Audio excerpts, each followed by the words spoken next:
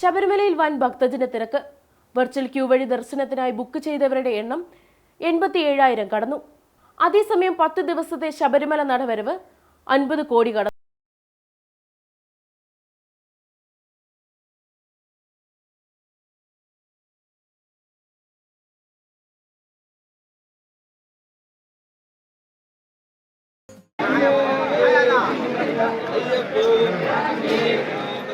ഈ വർഷത്തെ ശബരിമല തീർത്ഥാടനത്തിന് ഏറ്റവും കൂടുതൽ ഭക്തർ ദർശനത്തിനായി ബുക്ക് ചെയ്തത് തിങ്കളാഴ്ചയാണ്.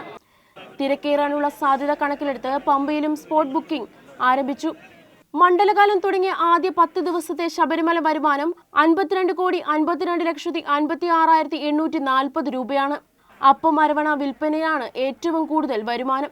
അപ്പം വിറ്റുവരവ് 2.58 കോടി രൂപയും അരവണയുടെ വരവ് 23.57 കോടിയുമാണ്.